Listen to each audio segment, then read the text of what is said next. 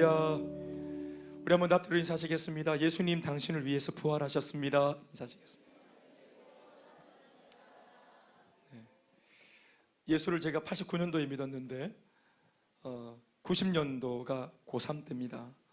4월, 그때도 4월이 부활절이었던 것 같습니다. 그러면 이제 한 주 동안 고난주간 새벽 예배를 드리고, 그리고 금요일은 또 성금요일, 그래서 예수님 못 박히신 날 오전 9시에 못 박히시고 오후 3시에 운명하시는 그 고통의 6시간을 특별히 묵상하고, 그래서 금요일은 이제 온종일 금식을 하고 전 성도가 다 같이, 그게 이제 주일 학교 학생들부터 중고등부 청년들, 또 장년들, 또 우리 노인들까지 다 그렇게 그 일주일을 송두리째 우리가 하나님께 완전히 들어서 내어드리는 뭐 그런, 다들 치열하게 살고 열심히 살고 하는 이런 치열했던 삶들조차도, 또 세상에서 경쟁하고 또 밥벌이 하려고 열심히 또 경제 생활하던 것들도 조금 이래 자신만이 아는 이제 그런 어떤 형태로 어떻게 하든지 이 십자가의 고난에 동참하려고 이제 좀 지난주까지 치열했던 것들에 대해서 좀 덜 치열하게, 또 자기만이 아는 거 있잖아요, 그죠? 자신 안에 있는 그런 여러 가지 남을 미워하고 또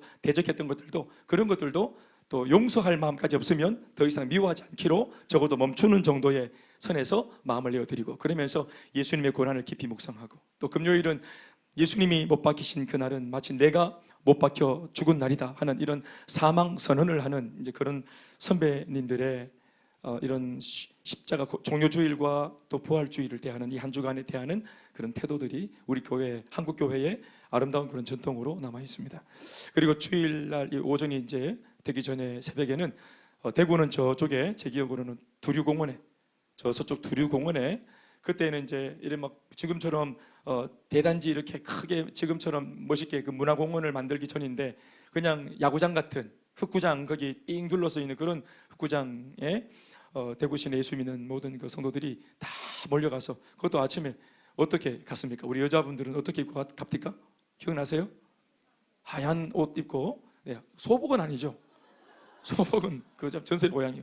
하여튼 하얀 그 저고리 한복을 입고, 그리고 하얀 곰보신 신고, 그리고 그렇게 갔더랬어요. 저는 예수 처음 믿고 이제 친구 따라 새벽 예배 간다고 이제 토요일 날 그 집에서 자고, 저기 중리 쪽에서 자고, 그리고 친구 따라 일어나가지고 이제 막 이래 따라간 게 기억이 납니다. 그래서 제가 예수 처음 믿는데요, 이제 그때 예수 처음 믿고 그런 광경들을 처음 접하는데 처음 저한테는 너무 생소하고 또 신기하기도 하고, 그런데 제가 한 가지 느낀 것은 뭐냐면, 야, 기독교인들 참 대단하구나. 예수 믿는 사람들 전부 다 대단하구나. 이 하나로 딱 단결해 있는 모습이 뭔가 조직 여기 안에서 느껴지는 그런 풍겨오는 그 어떤 영적인 아우라나 이런 게 느껴졌던 것 같습니다. 이 사람들 대단한 조직이네, 이런 거지. 건드렸다가 큰일 나겠대. 완전히 조직인데 대단한 조직들. 예배 드리면서 같이 울고 또 기뻐하고, 그때 사회 보시는 목사님이 올라오셔가지고 크게 마이크를 잡고 이렇게 선포하셨습니다. 여러분, 예수님이 부활하셨습니다 하니까 성도들이 다 같이 손들고 만세 하시면서 아멘 하고 했던 그 기억이 제가 생생합니다. 그 뒤로도 수년을 그렇게 했는데, 어느 해부턴가 그게 사라지고 이제 주일날 오후에 부활절 오후에 여기 스타디움에서 이제 모여가지고 1만 명 성가대 조직해서 찬양도 하고, 또 3만 한 5천 명 정도 되는 그런 성도들이 저마다 자기 교회 이 현수막 앞에다 걸고는 뒤에 새까맣게 앉아가지고 예배를 드리는 광경으로 바뀌었습니다. 그런데 훨씬 더 갖추어졌던 그 예배 풍경이지만, 예전에 좀 아날로그 방식, 뭐 그렇게 세련되진 않았지만 마이크도 막 연설하다가 막 삑, 이게 사이보다 삑 나가고 막 이렇게 하우링이 뜨고, 설교하시는데 삑 하고 막 이렇게, 그래도 아주 진지하게 예배를 드리고, 또 어느 행간은 비가 왔는데도 그거 다 젖으면서 예배를 드리는 모습, 이런 것들이 제 기억에 남아 있습니다. 형태는 달라졌지만 예수 부활에 대한 우리의 사모하는 마음, 또 그것에 대한 우리의 이 기쁨, 또 감격들, 감사들은 형태는 달라졌지만 오늘 이 시간 예배 드리는 우리의 심령에도 충만하길 바랍니다. 내리는 비와 같이 머리를 적시고 어깨를 적시고 온몸을 다 적시고 속옷을 다 적시고 몸을 다 적게 하는 주님의 이 사랑과 같이, 저 내리는 비와 같이 오늘도 예배 속에 내리는 주님의 은혜의 단비를 다 받아서 머리가 젖고 몸이 젖고 교만했던 내 마음이 젖고 딱딱했던 돌같이 굳은 마음들이 다 젖어서 오늘 예수님의 부활 앞에 우리가 한 번 더 새로워지는 은혜가 있길 주의 이름으로 축원합니다. 오늘 저는 이 예배가 기념하는 예배가 아니라 실제로 오늘 부활의 능력이 우리의 삶에 나타날 수 있기를 바랍니다. 우리가 오늘 예수님의 부활은 생명에 대한 부활이거든요. 사실은 제일 중요한 테마는 뭐가 부활했나? 생명이 부활했습니다. 그런데 우리는 다 예수 믿는 사람이기 때문에 생명의 부활, 예수 믿을 때 우리 안에 다 생명의 부활이 있다는 사실을 믿습니다. 그런데 우리가 이 생명에 대한 부활은 믿지만, 그런데 삶에서 자꾸만 내어주는 것들이 있죠. 그게 뭐냐 하면은 아까도 말했지만 사소한 삶의 관계에서 사람을 미워한다든지, 짜증을 낸다든지, 용서를 못한다든지, 분노를 내가 거둬낼 수 없는 이런 지경들. 그러니까 삶을 살면서 소소한 전투, 대단한 전쟁은 이겼는데, 예수님의 은혜로 전쟁은 이겼는데, 우리가 삶에서 살아가는 이 수많은 전투들, 이 작은 전투들은 우리가 아직까지도 좀 고전할 때가 많지 않습니까? 사실은 전쟁을 이겼으면 다 이긴 거 아니겠어요? 할렐루야. 그러나 몸을 다 주님의 성령의 은혜로 목욕한 자는 그래도 매일마다 발은 씻어야 된단 말이었어. 삶을 살면서 우리가 이렇게 대단한 부활의 능력을 소유한 사람인데도 사람 하나가 용서가 안 되고, 환경 하나가 이해가 안 되고, 또 우리 안에 있는 그런 지질하고 또 연약하고 미숙한 것들 하나 해결하지 못해서 말, 또 눈빛, 표정, 이것들이 관리가 안 되어가지고 다른 사람들한테 상처를 주고, 부활의 은혜를 입은 우리가, 부활의 영광을 이미 얻은 우리가 이렇게 살면 안 되는데 이게 잘 안 될 때가 있잖아요. 오늘 저는 그래서 우리는 다 원래 회복할 때 명분이 필요한데요, 오늘 이 부활절 예배가 우리 안에 회개하는 명분, 돌이켜야 될 명분, 다시 한 번 피곤한 손, 연약한 무릎을 이렇게 세워서 벌떡 일어나야 될 명분을 삼을 수 있길 바랍니다. 그래서 우리 안에 있는 사사로운 것들, 작은 것들, 이런 것들도 죄다 부활해야 됩니다. 오늘 아멘입니까? 육신도 오늘 주님의 은혜로 부활할 수 있길 바랍니다. 소생될 수 있길 바랍니다. 육신의 모든 질병들이 다 나사렛 예수님으로 다 떠나가길 주 이름으로 축원합니다. 이 아멘이 큰 거 보니까 아픈 데가 많은 모양이에요.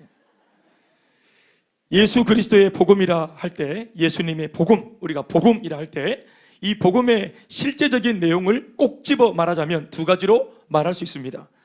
첫 번째 뭐냐? 십자가의 복음입니다. 두 번째는 부활의 복음이 그것입니다. 십자가의 복음, 부활의 복음, 십자가와 부활의 메시지를 담고 있는 것이 이게 완성된 복음입니다. 우리가 복음이다, 나는 복음을 믿는다, 나는 복음을 전한다 할 때 이 복음, 십자가의 복음, 그리고 부활의 복음, 아멘이십니까? 이 십자가는 죽음과 죄와 관계되어 있는 것이고, 그리고 부활은 다른 게 아니라 생명과 관계된 겁니다. 회복, 생명, 이런 것과 관계된 거고, 십자가는 죄와 죽음에 관계된 것입니다. 그래서 우리의 과거, 한 사람을 놓고 십자가와 부활을 의미할 때, 자, 예수 믿는 나를 놓고, 한 사람을 놓고 내가 예수를 믿는다, 복음을 받아들인다 할 때, 예수 안에 딱 들어가면서 지난날 예수 믿기 전까지의 내 모든 삶의 저주, 죄의 속박, 모든 결박, 죽어서 영원히 지옥 가야 될 나의 이 엄청난 아주 지독한 운명, 이 사주팔자 운명 전체가 예수 안에 내 몸을 담궜을 때, 인생을 담궜을 때 십자가의 은혜로 모든 죄가 용서받고 다 사해지고, 내가 받아야 될 형벌을 예수님이 십자가로 대신 받았은 즉, 나한테는 더 이상 하나님께서 형벌을 묻지 않는, 심판을 묻지 않는 은혜가 임한 것입니다.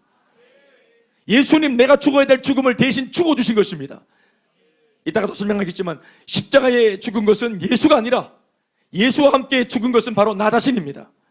그분은 2000년 전에 이 죽음의 사건을 일으키신 분이지만 21세기를 살아가는 오늘 내가 예수를 믿을 때 2000년 전 그 예수의 죽음이 곧 나의 죽음이 되어버립니다. 그래서 나의 오늘의 삶이 새로워집니다. 다시 내가 2000년 전으로 안 가도 2000년 전에 나를 향한 대속의 은혜가 지금도 유통기한이 지나지 않아서 지금도 유효합니다. 아멘입니까? 아버지가 나를 위해서 은행에 100억 정도 예치해 놓았는데, 와, 말만 들어도 할렐루야네 완전. 예봐도 이런 예화가 참 좋은 것 같아. 아버지가 나를 위해 100억을 은행에 예치해 놓았는데, 아버지가 돌아가셔도 이 100억은 효력이 있어요, 없어요? 아들 댁에 가서 효력이 있어요, 없어요? 아, 여기 말도 안 되는 예화니까 별로 감흥이 없네. 내 댁에 와서 감흥이 있어요, 없어요? 효력이 있어요, 없어요? 아버지가 넣은 돈이, 그 돈이 내 돈입니다. 2000년 전 예수님의 그 대속의 은혜가 오늘 믿는 나에게 은혜입니다. 내 모든 죄값을 그분이 다 속량합니다. 오늘도 속량합니다. 오늘 예수를 믿어도 속량받을 수 있습니다. 용서받을 수 있습니다. 그리고 이것으로 모자라고 더 나아가서 적극적인 복음은 뭐냐 하면, 이제는 죄에 대해서 자유한 내가 다시는 옛길로 안 돌아가도록 십자가를 넘어서서 예수님의 부활에 동참해서 예수의 새로운 생명을 내가 가지고 이식해서 이 생명에서 나오는 힘, 생명력으로 내 삶의 고단한 삶, 모든 문제, 앞날의 두려움, 이런 것들을 예수의 생명력으로 다 돌파해내고, 심지어 내가 한 번쯤은 맞닥뜨릴 죽음도 돌파할 수 있는 영원한 생명을 소유하고 저 천국에 당당하게 입성하게 만들어주는 예수의 생명의 부활의 능력을 갖게 되는 것입니다. 그러나 예수를 믿으면 과거, 현재, 미래, 더 나아가 내세 문제까지 완전히 다 해결되는 줄로 믿습니다. 과거, 따라서 과거 문제, 현재 문제, 미래 문제, 내세 문제. 내세라는 것은 죽어서 일어나는 사후 문제. 내가 죽어서 사라지는 거 아니가? 이렇게 복잡하고 이렇게 섬세한 내가 숨 떨어진과 동시에 먼지처럼 사라져버린다. 내 존재가 사라져버린다. 허무하게 먼지처럼 흩어져 버린다. 존재하지 않았던 것처럼 흔적도 없이 나란 존재가 사라져버린다. 끔찍하지 않습니까? 그런데 예수 안에 있으면, 따라합시다, 예수 안에 있으면 영원히 사는 불멸의 존재, 소멸하지 않는 존재. 이거 아멘으로 받으십시다. 옆에 사람에게 인사합시다. 당신은 불멸의 존재입니다. 불사신이 다른 게 아닙니다. 이게 불사신이라. 사그라지지 않는 영혼이라. 그리고 우리가 심지어 내 부모가 예수 안에 돌아가셨어도 우리의 이 땅에서의 모습은 사망이다, 죽음이다, 별세다, 돌아가셨다 이렇게 표현하지만 저 천국에서는 한 영혼이 그 땅을 떠나서 이 천국 안에 입성한 겁니다. 아멘입니까? 입성하신 거예요. 이 땅에서는 떠나버린 그 사람을, 그분을 향해서 죽음이다, 떠났다 말하지만 그 땅은 뭡니까? 아버지 하나님 나라에서는 돌아온 겁니다. 잘 돌아온 겁니다. 그래서 우리가 그분이 여기에 있는 분이 단지 거기에 가신 것이기 때문에 우리가 노래하기를 만나보자, 만나보자, 그날 아침 그 문에서 만나자, 요단강 건너가 만나리 하는 것입니다. 예수 안에 있는 생명이 죽음도 사망도 다 이기고 우리를 불멸의 존재로 만들어 놓았기 때문에 가능한 것이라 이 말이에요. 우리는 영원히 갈 존재이기 때문에 잘해야 됩니다. 관계를. 여기에서 서먹해서 등 돌리고 살면 천국 가서도 내 모퉁이에서 만날 때마다 이래서 하고 그걸 영원히 해야 돼. 영원히. 복잡합니다. 그러니까 예배가 뭐 나 실전한다. 여러분 우리가 죽어 천국 가서 뭐 하는 줄 아세요? 영원, 거기는 시간이 없어. 1시간 설교하는 게 없다고. 영원토록 예배합니다. 인내성이 있고 폐해성이 없어요. 예배가 싫은 사람은 천국 가는 걸 고려해 보셔야 됩니다.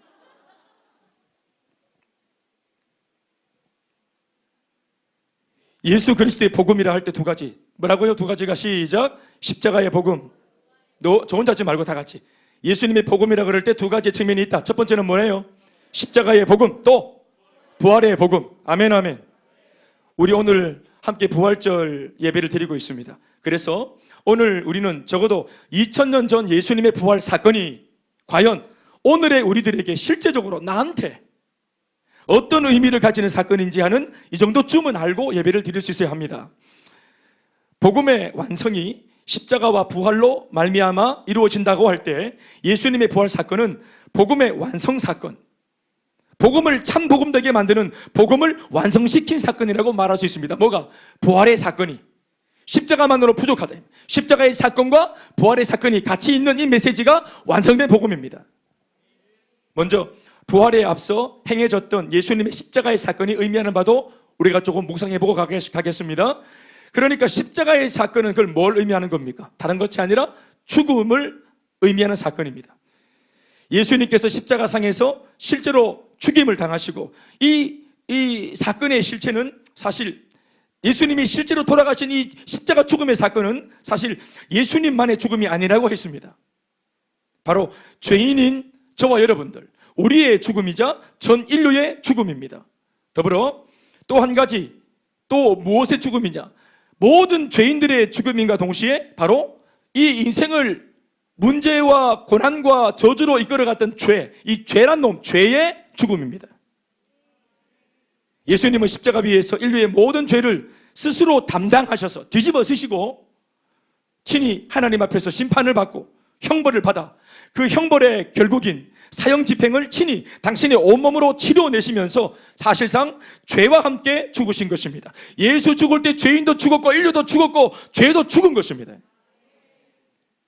죄 지은 인간을 우리는 소위 죄인이라고 합니다. 하나님을 저버리고 살았던 아담 이후의 모든 인류는 다 죄인입니다. 죄를 지어 죄인이 아니라 하나님을 떠난 것이 죄입니다. 우리는 죄인이기 때문에 죄를 짓는 것입니다. 그래서 한평생 죄에서 벗어날 수 없고 죄에서 자유할 수 없습니다. 마치 머리에 붙은 껌과 같이 한번 이 껌이 머리에 딱 붙으면 손을 대면 될수록 엉키는 것처럼 우리의 힘으로는 절대로 죄의 조주에서 벗어날 길이 없습니다. 우리는 그래서 이 죄의 대가와 형벌로 우리가 십자가를 고통을 당하고 영원히 이 죽음으로도 이 죄가 속해지지 못해서 그 대가로 죽어서 저 지옥에 영원토록 들어가야 이 죄에 대한 이 만족이 일어나는 거예요. 이 죄를 만족하려면은 영원히 죽어버려야 돼, 우리가. 그런데 우리가 죽으면 어떻게 되겠어요? 죽으면 끝이 나버리잖아요. 그래서 하나님께서는 대속물을 통해서 우리를 죽이지 않고 그러면서도 우리 죄를 다루시는 방법을 채택하신 것입니다. 구약에서는 이 대속물로 많은 짐승들이 단회적인 용서를 의미하는 상징으로 죽어져 나갔지만, 그러나 이 짐승들의 가치는, 이 염소, 양 이런 짐승들의 가치, 값어치로는 우리가 가진 이 죄의 값을 다 갚지 못해요. 죄가 더 비싸요. 그래서 이 죄보다 더 비싼 분, 죄보다 더 비싼 가치로 오신 분이 필요했는데 그분이 바로 예수님이십니다. 예수님은 가치롭다 정도가 아니라 예수님은 가치 그 자체이신 분이십니다. 가치 그 자체이신 분이에요. 가장 위대한 가치십니다. 그 가치이신 분이 우리 위해 죽임을 당하셨고 이 죄값을 비싸게 치렀기 때문에 우리 안에 있는 모든 죄값이 거기에서 다 속량되는 것입니다. 아멘이십니까? 예수님은 이렇게 해서 죄인, 하나님을 떠난 이 비참한 죄인, 이 죄인이 뭡니까? 사람인. 이 죄가 사람에게 붙은 것입니다. 그래서 죄인이라. 죄를 갖고 있는 인간이기 때문에 죄인입니다. 그래서 예수님은 십자가의 능력으로 무엇을 구분짓고 무엇을 분리해냈습니까? 이 인간에게서 붙어있는 죄를 분리시킨 겁니다. 사람의 힘으로 못하니까 예수의 대속의 죽음으로 이 인간에게 붙어있는 소위 우리를 죄인 되게 만들었던 이 죄를 떼낸 것입니다. 십자가의 사랑으로. 아멘이십니까? 그래서 우리가 자유케 된 겁니다. 해방을 받은 것입니다. 우리의 인생을 죄의 결박으로 묶고 정욕과 욕심으로 한평생을 헛되게 살도록 부추기며 지옥행 인생 되게 했던 사탄의 그 무서운 죄의 결박을 십자가로 완전히 주 예수가 끊으셨다, 이걸 믿습니다. 죄가 죽고 그 죄의 종로로 타던 우리가 그 죄에 대하여 상관없는 인생이 되도록 주 예수께서 우리를 십자가로 건지신 것입니다. 로마서 6장 6절에서 7절을 다 같이 힘주어 읽어보시겠습니다. 다 같이 시작. 우리가 알거니와 우리의 옛사람이 예수와 함께 십자가에 못 박힌 것은 죄의 몸이 죽어 다시는 우리가 죄에게 종로로 타지 아니하려 함이니. 아멘이십니까? 그리고 7절 말씀 시작. 이는 왜냐하면 시작. 죽은 자가 죄에서 벗어나. 따라합시다. 죄에서 벗어나. 다시 한번 뭐라고요? 십자가에서 이미 죽었기 때문에 죄에서 벗어날 수 있는 겁니다. 그렇지만 내가 죽으면 안 되기 때문에 예수가 내 대신 죽어주셔서 우리가 예수를 믿으면 곧 내가 죽은 게 되는 거예요. 그래서 우리가 죽은 자가 되어서 죄에서 벗어나 의롭다 하심을 얻었습니다. 아멘이십니까? 이런 것들을 할 때 예수님 감사합니다. 예수님께 감사합니다. 노래는 부르는데 뭐가 감사한지 모르는 기라. 축복 주셔서 감사하고, 취업하게 해주셔서 감사하고, 결혼하게 해주셔서 감사하고, 이쁜 마누라 주셔서 할렐루야 감사하고, 우리 남편 연봉이 높아져서 감사하고. 여러분, 이런 것들을 감사하는 게 아니라 궁극의 감사가 뭐냐 하면 나를 죄에서 건지신 은혜가 감사한 겁니다. 영원히 지옥 불바다에 빠져들어서 이 고통이 영원할 나의 이 저주와 팔자와 운명을 주 예수가 십자가의 능력으로 거두어내시고 건져내셔서 나를 살리신 것이 궁극의 감사인 것입니다. 여러분, 죽었다 살아났어요. 하나님 더 이상 나한테 은혜 안 주셔도 평생 찬양할 제목입니다. 나를 살리신 것 외에 다른 은혜 부스러기를 안 주셔도 구원해 주신 것이 감사의 제목입니다. 여러분, 죽다 살았습니다. 나는 그래서 묵상해 봤어요. 하나님, 우리가 왜 이렇게 성도들이 우리가 구원받았다는 사실에 대해서 이렇게 감정이 없을까요? 감동이 없을까요? 그것은 내가 생각해 볼 때 우리가 어디에서 건진받았는지를 잘 모르기 때문인 것 같아요. 난 그래서 예수님께서 내가 발칙한 상상을 좀 하면 주님께서 이렇게 구원의 계획을 수정하셔가지고 우리가 지옥 가기 전에 우리를 건지시지 말고 지옥에 한 3일 정도 빠져놓고 예수 없이 살다가 지맘대로 진짜 막 죽어가지고 눈 뜨게 지옥 불고댕이서 들어가가 막 공기 타고 막 이렇게 끝이름 올라오고 막 이래가 내 몸 타는 거 내가 콧구멍으로 냄새 맡으면서 막 이렇게 구역질하면서 공기 반이 탔어 이미. 그러니까 막 뜨거워렇게 잡고 막 그러면 불 막 타고 막 이러면 거의 막 죽어갈 때 그때 주님께서 내 아들아 하고 건지시면 그러니까 불을 탁탁탁 뜨가고 이렇게 살리시면 우리가 평생 주님 떠나겠습니까? 평생 거름이 나는데 냄새가 주님 떠나려고 할 때마다 막 냄새가 솟아 오는데 그럴 때마다 아버지 하고 돌아오고 설교할 필요도 없고 이거 목사도 필요 없어요. 교회도 필요 없다. 죄송합니다. 궁대에서 타는 냄새가 맨날 나는데 정신 안 차리겠어요? 그런데 주님께서 우리가 지옥 가기 전에 건지시는 바람에 우리가 어디에서 건진받았는지, 얼마나 시급하다가 건진받았는지 알지를 못하니까 이렇게 저희들이 이렇게 할 일이 생긴 겁니다. 이걸 알려주는 게 목사가 하는 일이에요. 김민정 집사 시급하다 온 거예요.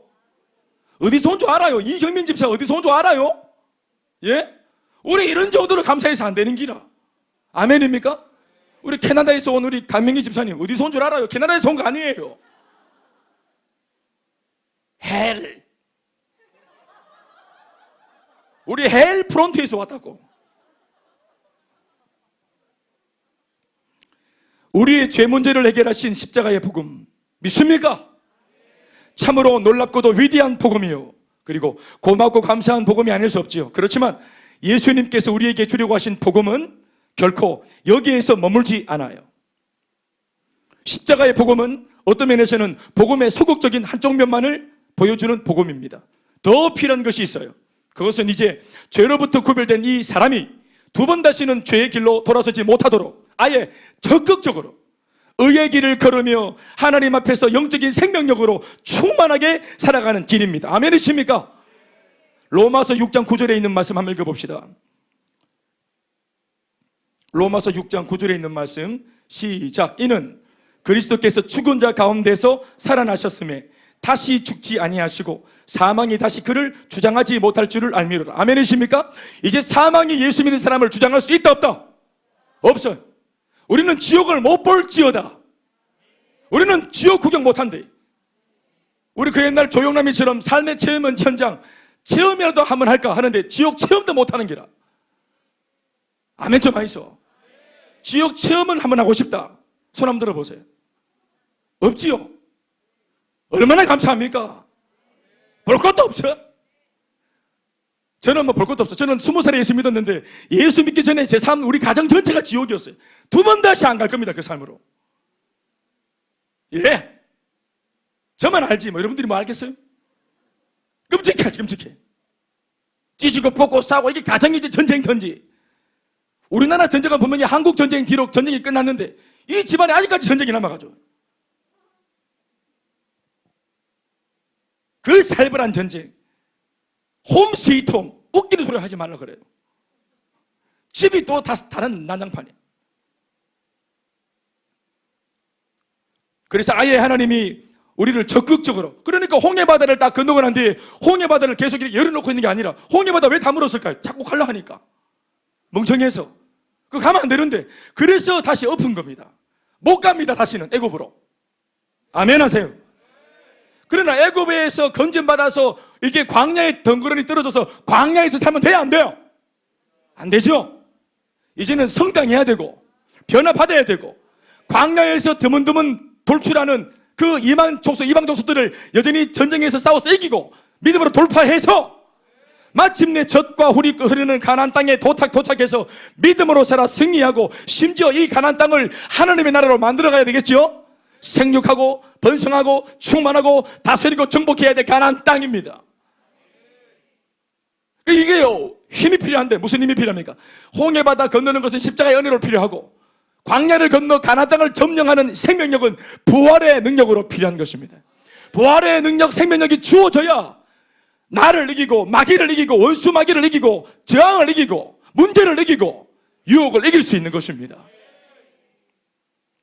로마서 6장 4절 말씀에 이렇게 적고 있습니다. 다 같이 시작. 그러므로 우리가 그의 죽으심과 합하여 세례를 받음으로 그와 함께 장사되었나니 이는 아버지의 영광으로 말미암아 그리스도를 죽은 자 가운데서 살리심과 같이 우리로 또한 새 생명 가운데서 행하게 하려 합니다. 우리를 죄의 종로로 타던 나를 십자가로 건지시고 부활의 은혜로 우리를 덧입어 주신 이유가 뭐냐? 새 생명 가운데 행하게 하려 합니다. 새 생명 가운데 우리가 새로운 삶을 살기 위해 새로운 삶을 행하기 위해 필요한 게 뭐냐면 새 생명입니다. 여러분 생명력이 내가 살아가지고 김대현 목사가 이렇게 마이크 쥐고 설교도 하고 찬양도 하고 뛰기도 하고 이게 뭐 때문입니까? 제가 말도 하고 움직이기도 하고 이렇게 왜 합니까? 제가 뭐 때문입니까? 내 속에 뭐가 있기 때문에 생명이 있기 때문에 내가 이렇게 영향력을 발휘할 수 있는 겁니다. 내가 죽었으면 움직일 수 있고 에너지를 발산시킬 수 있습니까? 못하지. 그러니까 사랑, 축복, 남을 용서하는 거 우리가 안 됐던 사람이잖아요. 그런데 사랑, 용서, 인내, 온유 이런 것들은 어디서 나오는 겁니까? 예수의 생명력, 부활의 생명, 예수의 생명이 내 속에 들어와야 그 생명 때문에 생명력이 나타나는, 선한 영향력이 나타나는 것입니다. 그러니까 예수 생명이 없이는 우리가 사랑을 못합니다. 김대원이의 고작 그 정도의 인간적인 생명력으로는 남을 용서하고 사랑하고 인내하는 거 안 됩니다. 아멘이가 이게 아멘이죠. 그런 죄까지도, 그런 허물까지도 용서하고 품어내고 기다려주고 인내하고, 그리고 이 땅 가치관으로 평생 살 뻔했던 우리를 영원한 하나님 나라의 가치를 바라보고 이 복음 전하고 살아가고, 행복 모임을 열고 영혼을 위해서 섬기고 물질로 섬기고 발품 팔아 찾아가고 저 타문화권의 복음을 전하여 선교하는 이 거룩한 행위는 어떤 힘으로 되는 것입니까? 예수의 부활의 생명력이 있어야만 가능한 것입니다. 이거 여러분 아무리 우리가 긍정적인 생각으로 내 마음의 휴머니즘으로 안 됩니다, 여러분. 이걸 가능하게 하시는 예수의 생명, 그것이 엔진이에요. 예수의 생명이 들어와야 돼. 부활의 생명력이, 이게 엔진입니다.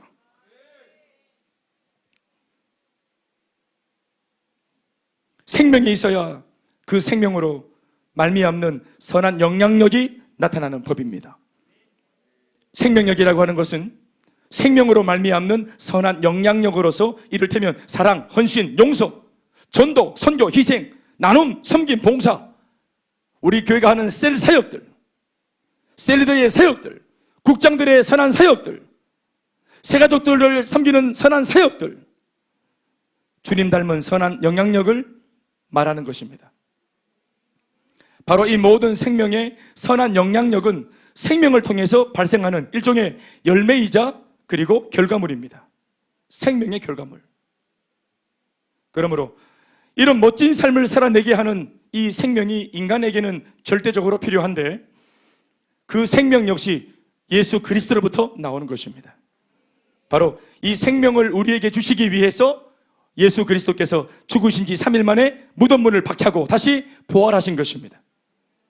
이 생명은 이 세상을 힘있게 살아갈 힘의 근원이며, 이 힘이 필요하지 않습니까? 오늘 내 삶에 풀리지 않는 문제, 내 힘으로는 도저히 예수를 믿지만서도 돌파가 안 되어서 고뇌하고 있는 내 삶에 오늘 이 생명이 필요합니다. 나를 짓누르는 이 무거운 무게감을 돌파하고 견딜 수 있는 힘은 옆에 있는 성도의 위로와 격려 정도가 아니라, 목사님의 전화 한 통화 정도가 아니라, 물론 그것도 도움이 되겠지만 궁극적으로 돌파할 수 있는 비결은 예수의 생명입니다. 죽어 있으면 누르면 누르는 대로, 죽어 있고 생명력이 없으면 찌르면 찔리는 대로, 잡아뜨려 놓으면 잡아뜨린 대로, 저 불상들은, 저 생명이 없는 불상들은, 저 갓바위는 바람으로 자빠지면 누가 이렇게 세울 때까지 저절로 자빠져 있습니다. 그러나 우리 예수님은 죽음에서도 부활하시고 일어나셨습니다. 이걸 가능하게 한 것이 뭐냐? 부활의 생명입니다. 가장 여러분들, 가정을 이끌고 갈 가장으로서의 힘이 필요하지 않습니까? 연봉이 한 10만 원 올라서 힘이 납니까? 20만 원 정도 올라와서 20만 원만 더 플러스가 되어도 힘이 나지 않습니까? 여러분, 예수 부활의 생명으로 충만하면 능히 모든 환경을 넘어설 수 있다고 믿습니다. 안 된다, 못한다, 할 수 없다, 나 안 될 거야, 끝났어 라고 속삭이는 악한 사탄마귀의 부정적인 메시지를 능히 이겨낼 줄 믿습니다. 생명이 있어야 밀어냅니다. 생명이 있어야 저항할 수 있습니다. 아무리 마귀가 눌러도 억압을 하고 눌러도, 학생들 공부를 통해서 누르고 우리 몸을 억제어도 주님의 그 생명력 안에서 할 수 있다는 소망이 나오는 거예요. 이게 근거 없는 자신감이나 근거 없는 이게 긍정의 생각이 아니라 예수 부활의 참 생명의 에너지로 우리 안에 주님의 살아계신 음성을 들으면 우리 성도들에게 눈빛이 살아나고, 우리 학생들에게 눈빛이 회복되어지고, 청년들에게 소망의 능력이 회복되는 줄로 믿습니다.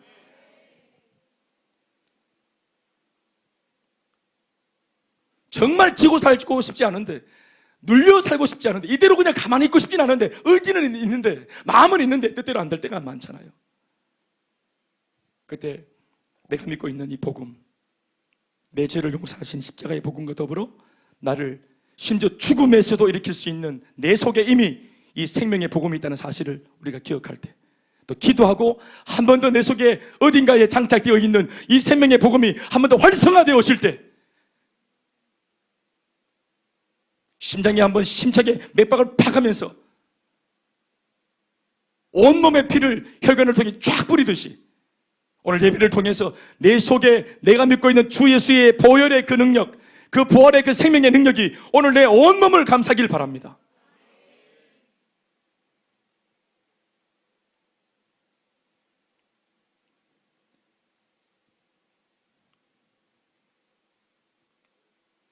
요한복음 11장 25절에서 26절 말씀에 이렇게 말하죠. 다 같이 시작. 예수께서 이르시되 나는 부활이요 생명이니 나를 믿는 자는 죽어도 살겠고 무릇 살아서 나를 믿는 자는 영원히 죽지 아니하리니 이것을 네가 믿느냐? 사랑하는 여러분, 여러분들도 믿습니까? 아멘이십니까? 우리를 죄에 대하여는 죽게 하시고 의에 대하여는 살아 새로운 인생을 살게 하시고 나아가 저 영원한 천국의 소망으로 충만한 불멸의 존재로 우리가 회복될 수 있도록 도와주신 그 주님을 찬양합니다. 십자가의 복음, 그리고 부활의 복음, 오늘 우리가 예수님을 믿는다는 것은 바로 이 복음을 소유했다는 것을 의미하는 것입니다. 이 복음 덕분에 우리는 우리 자신도 죄로부터 해방되었고 또 부활의 생명의 능력으로 하나님이 기뻐하시는 의로운 삶을 감히 누리고 전하며 살아가는 십자가의 특권을, 또 부활의 특권을 누리는 사람이 된 줄로 믿습니다. 한 번 더 인용할까요? 로마서 6장 13절에서 14절 말씀. 그래서 우자단 말입니까? 이것을 기억하자는 것입니다. 함께 시작. 또한 로마서 6장 13절 14절 읽어드리겠습니다. 시작. 또한 너희 지체를 불의의 무기로 죄에게 내두지 말고 오직 너희 자신을 죽은 자 가운데서 다시 살아난 자같이 하나님께 드리며 너희 지체를 의의 무기로 하나님께 드리라. 아멘이십니까? 불의의 병기로 내 몸을 두지 말고 의의 병기로 하나님 나라 위에 쓰임받는, 그렇게 살 수 있도록 주님이 생명을 주셨으니까, 그 생명의 원동력을 갖고 있으니까 이제 하려고 들면 됩니다. 의롭게 살려고 하면 옛날에는 안 되었지만, 맘먹은 대로 안 되었지만 이제는 됩니다. 목사님 어쩔 수 없이 죄에 지고 살아요.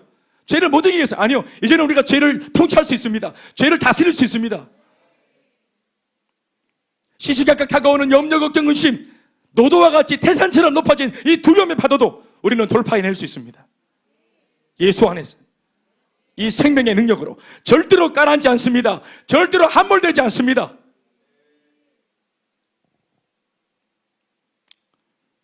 그러나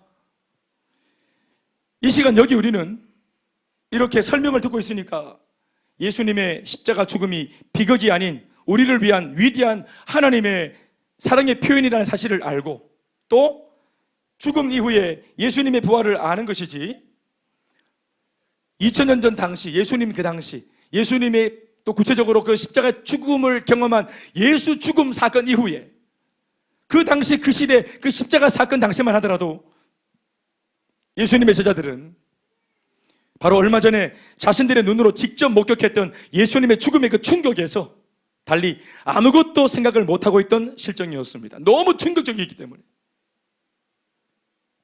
그렇게 가르치던 메시아, 그렇게 가르치시던 그 자랑스러웠던 나의 스승이 갈기갈기 찢어져서 그렇게 짐승처럼 나무에 걸려 비참하게 죽어버렸어요. 그걸 자기의 눈으로 목격했어요. 이 충격이 얼마나 큽니까? 그러니까 이런 충격을 딱 받고서 평상시 예수님이 가르쳤던 말씀이 하나도 기억이 안 나는 거예요. 완전히 멘붕이 온 것입니다.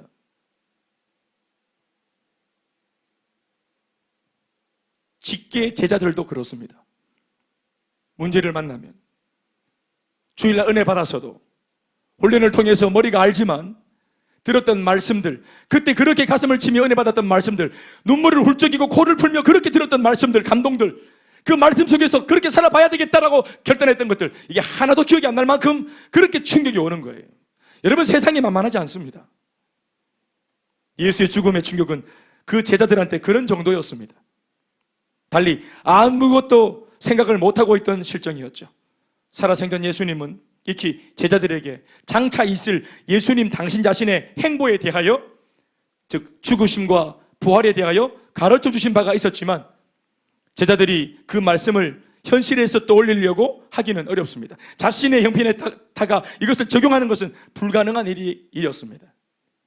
마태복음 16장 21절 말씀을 보면 그 가르침의 증거가 이렇게 적혀 있습니다. 다 같이 시작. 이때로부터 예수 그리스도께서 자기가 예루살렘에 올라가 장로들과 대제사장들과 서기관들에게 많은 고난을 받고 죽임을 당하고 제3일에 살아나야 할 것을 제자들에게 비로소 나타내시니 죽을 거다.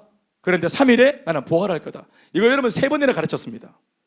요 마태복음 16장은 첫 번째 가르침이고 요 다음에도 2번째, 그 다음에도 3번째 똑같은 말씀, 십자가의 죽으심과 부활에 대해서 반복적으로 가르쳤습니다. 그런데 이게 모르는, 이 죽음과 부활 사이에 있는 그 3일 정도 그들이 이걸 정신을 못 차리는 겁니다. 오늘 우리가 읽은 본문이 그런 본문이죠. 이 요한복음이 19절 말씀 보시겠습니까? 제자들이 유대인들을 두려워하여, 왜요? 이 유대인들이 얼마 전에 십자가에 예수를 매단 바로 그 장본인들입니다. 눈이 다 뒤집어져 가지고 예수만 죽인 게 아니라 예수를 따르는 제자들, 저 추종 세력들도 다 십자가에 못 박아 죽이자 하고 지금 눈에 막 살기가 가득해 가지고 예수 제자들을 찾고 있었습니다. 그러니까 제자들이 유대인들을 두려워해서 모인 곳에 문들을 닫은 겁니다. 다락방에 숨어서 문을 다 닫은 것이에요. 숨소리도 안 내면서 모두가 다. 그런데 바로 그 문을 닫고 벌벌 떨고 있는 그 예수 죽음 이후에 하루, 이틀, 3일 이미 예수님은 부활하셨고 아무도 이 사실을 모를 때 들은 말씀을 기억했다면 예수님의 죽으심과 동시에 부활도 그들이 기대했을 텐데, 기다렸을 텐데, 소망했을 텐데 아무도 기다리는 사람도 없고 소망도 못하고 그냥 단지 나도 죽겠다 하는 두려움 속에 완전히 멘붕이 되어 있는 바로 문 닫아놓은 그 방 안으로 오늘 예수님이 부활하셔서 찾아오신 겁니다. 문들을 닫았지만 예수께서 오사, 아멘이십니까? 예수께서 오사 가운데에 서서 이르시되 너희에게 평강이 있을지어다. 여러분, 예수님이 오셨습니다. 왜 오셨을까요? 십자가의 대속의 죽음을 통해 너희의 모든 죄 문제가 용서받았다, 회복되었다. 너희들 이거 놓치지 마라. 그리고 지금 내가 부활해 왔다. 너희들이 부활한 나를 믿는다면 완성된 복음을 너희들이 믿게 되는 것인데 너희들 앞으로의 이 모든 두려움을 밀어내고 이 닫혀있는 골방에서 다 나올 수 있다. 아멘이십니까?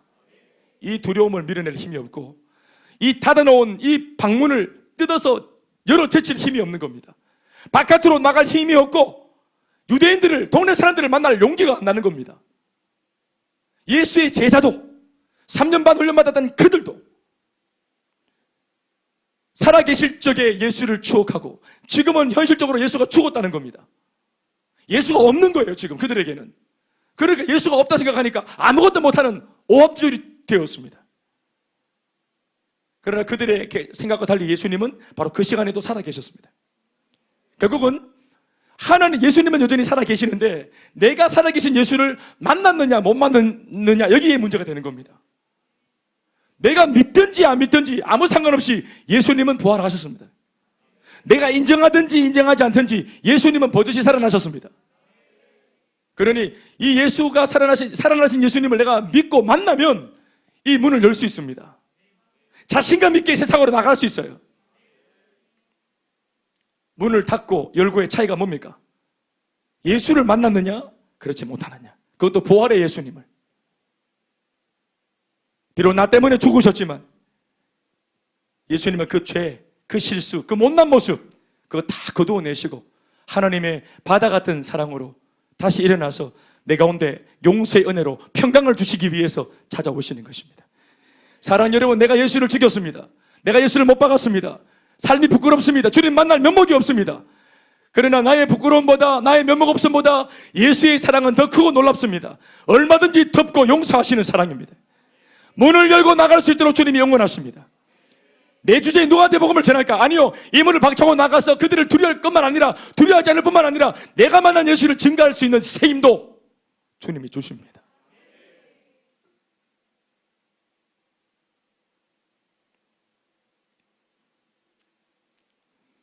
너희에게 평강이 있을지어다. 왜 평강이 없습니까? 죄책감. 두려움. 세상을 향해서는 두려움. 하나님을 향해서는 하나님의 아들 예수를 죽였다는 죄책감. 두려움과 죄책감. 그 사람도 두렵고 하나님도 두렵고. 그러니까 이렇게 예수를 믿으니까 이 십자가에 내가 예수를 달아 죽였다는 이 십자가에 머무는 이 모습으로는 이건 아무것도 안 돼요. 골병드는 신앙생활. 예수를 믿으면서도 계속 죄에 대한 부분들만 언급하면서 눌려있는. 예전에 어떤 목사님들, 부흥사들 보면은 성도들을 꼼짝 못하게 만드는 비결이 뭐냐 하면 죄에 대해서 강하게 설교하는 거예요. 3일을 설교하면은 3일, 첫날, 둘째 날, 셋째 날 밤마다 죄에 대해서 시리즈로 죄에 대해서 강력하게 선포. 물론 그것이 잘못되었다는 거 아닙니다. 그러나 죄에 대해서만 설교하는 것은 요한의 세례의 가르침입니다. 예수 복음은 브리스길라와 아굴라, 맞습니까? 브리스길라와 아굴라 부부가 아볼로라고 하는 그 말 잘하는 설교자한테 뭐를 전했습니까? 요한의 세례만 알고 있는, 죄에 대하여서만 지적하는 그 설교에만 머물고 있는 그 사람한테 예수 십자가의 보혈과 예수의 용서의 사랑을 가르쳤더니 그 용서의 복음을 전했더니 이게 완성되어진 복음이 되지 않았습니까? 그들에게 반드시 필요했던 게 뭐냐 하면 평강입니다. 몸이 편안한 편안 말고 마음이 평안한 평강 말이에요. 오늘 우리가 육신의 질병 때문에도 사실 골치가 좀 아프지만 몸 아프고 몸 불편한 게 문제입니까? 우리 삶에 진짜 대단한 문제라고 하는 것들은 이런 것들입니까? 아니잖아요. 어떤 사건 때문에 말미암는 내 마음의 속상함들, 내 마음의 병들, 이 마음이 누군가를 미워하고 용서를 못하는 것, 누군가에게 억울하게 누명을 써서 오해받는 이런 느낌들, 내 마음에 지금 막 눌려있고 상하고 있는 거, 이 마음에 평강이 없기 때문 아닙니까? 그런데 이 주일날 예배 없이 몸이 편안한 집에서 그냥 막 소파 위에 뒹굴면서 그냥 예능 TV 막 하루 종일 몰아보고 드라마 막 일주일 다 몰아보면서 하하호호 소파에서 막 뒹구르고 몸은 편안했지만, 그러나 내일부터 다시 또 그 고민 속으로, 아직까지 해결 안 된 그 고통 속으로 우리 또 들어가야 되잖아요. 몸이 편안해서 인생이 해결되는 게 아닙니다. 심지어 바꾸면 마음이 정말 평안을 찾으면 몸이 불편해도 불편한 것들을 아랑곳하지 않는 사람이 되는 겁니다. 진짜 중요한 것은 마음의 평강입니다. 진짜 중요한 것은 마음의 평안입니다. 영혼이 잘된 같이 범사가 잘 되고, 영혼이 잘된 같이 딱 영혼이 잘 되는 만큼만 강건하다 있습니다. 제일 중요한 것은 하나님과 나와의 영적인 관계, 영혼이 잘된 만큼, 영혼이 잘 되는 것 같이 범사와 강건한 복이 따라오는 것입니다. 그러니 주님 앞에서 내가 평강을 얻어 마음에 참 평안을 찾는 것, 이것을 위해서 예수님이 부활하셨고 그 옛날 그들에게 찾아가셨듯 오늘 마음의 문을 옥죄고 있는 이 시간 우리의 마음에도 주님이 부활의 주님으로 우리의 마음속에 찾아오시는 것입니다. 말씀 뵙겠습니다. 오늘 제가 읽은 본문은 여기에서 그치지 않고 저 뒤로 넘어가죠. 도마의 이야기 나옵니다. 부활하신 예수님을 만났습니다. 사실은 12명의 제자가 아니라 가룟유다가 없이 11명이었죠. 심지어는 그 자리에 도마도 없었습니다. 그래서 이 골방에서 예수를 만난 사람들은 10명이라고 볼 수 있겠죠. 가룟유다는 자살을 했고, 그리고 어떤 연고인지 모르겠지만 도마는 그 자리에 없었습니다. 어떤 면에서는 이렇게 많이 10명 정도가 모여 있으면 더 위험할 것 같아, 나는 더 깊이 숨어 있을 거야 하고 살려고 숨어 있었는지 모르겠어요. 그 바람에 도마는 그 자리에서 예수님을 만나지 못했습니다. 돌아왔더니 9명의, 그러니까 10명의 제자들이 모두가 다 예수 부활을 경험했다고, 예수님 살아나셨다고 너무 기뻐하고, 어제까지 보았던 그런 자기 동료가 아닌 겁니다. 조금 전까지, 얼마 전까지는 똑같이 두려워했는데 예수를 만나고 난 뒤 이들은 달라졌습니다. 한 사람 빼고, 도마 빼고. 표정도 눈빛도 말하는 것도 여전히 도마는 부정적이고, 여전히 도마는 예수 믿는 것을 후회하고 있는데, 이 나머지 제자들은 그렇지 않은 겁니다.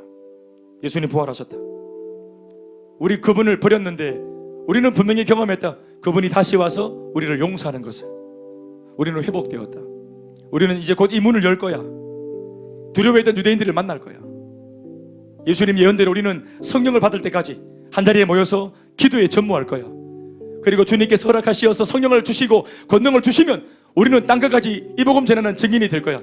여러분, 이렇게 된 겁니다. 아멘이십니까? 이게 부활의 주님을 만나면 바뀌는 거예요. 시시하게 예수 믿다가, 적당히 예수 믿다가 부활의 주님 만나면 인생을 다 걸게 되는 거예요. 그런데 보세요, 똑같이 예수 믿지만 부활의 주님을 못 만난 도마는 다르잖아요. 체험이 없으니까 고만 고꼴이잖아요. 그래서 이렇게 불평합니다. 베드로가 아무리 주님 부활했다 해도 제일 안 믿는 게 도마예요. 예수 제자가 제일 안 믿어. 나중에 무슨 소리 합니까? 네가 진짜 받는 걸 그게 진짜면 내가 주님을 진짜 내가 다시 만나서 그분의 그 못 박힌 손바닥에 내가 손가락을 집어넣어 보고, 분명히 옆구리에 창을 찔렀는데 내가 그 옆구리에 창자국에 손가락을 집어넣어 보고 내가 믿을 거다, 이러면서 이 말이 뭐냐 하면 진짜로 넣어보고 믿겠다는 게 아니라 안 믿겠다 이 말입니다.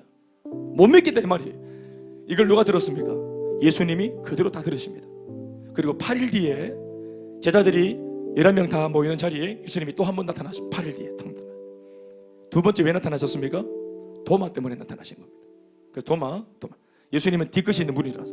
민석이, 네 뭐라 했노? 8일 전에. 응? 손가락 한번 꺼내봐. 이렇게 해봐.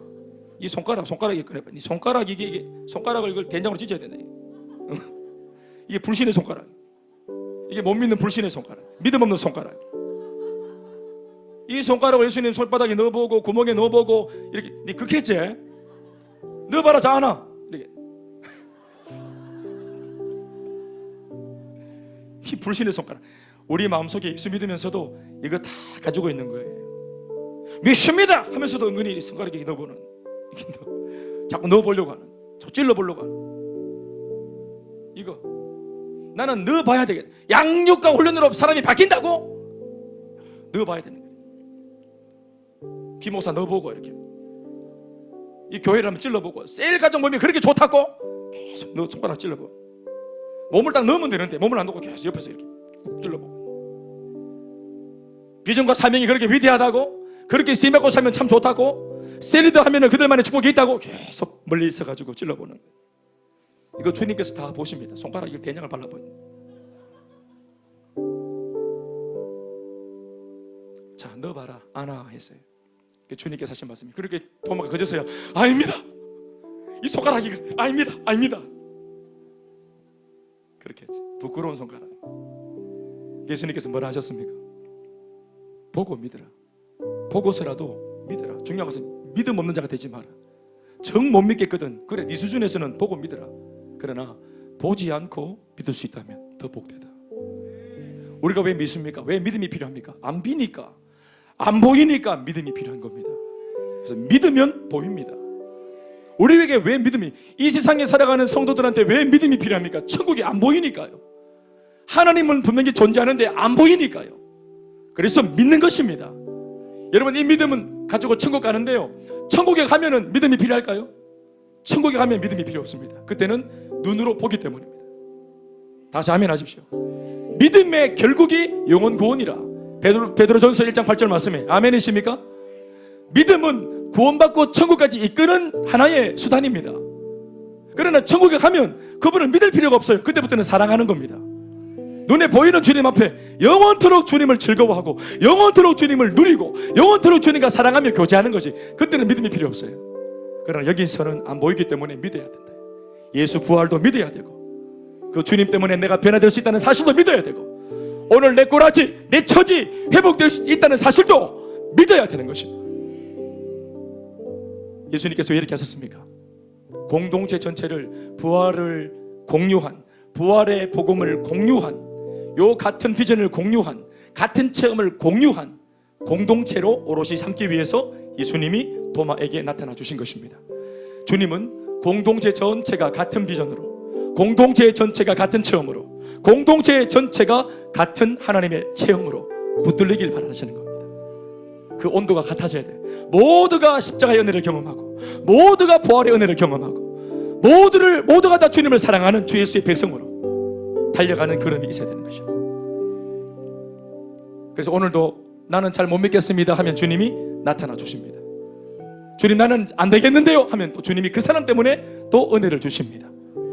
그래서 우리한테 매주마다 예배가 있고 셀 모임이 있고 은혜가 있는 것입니다.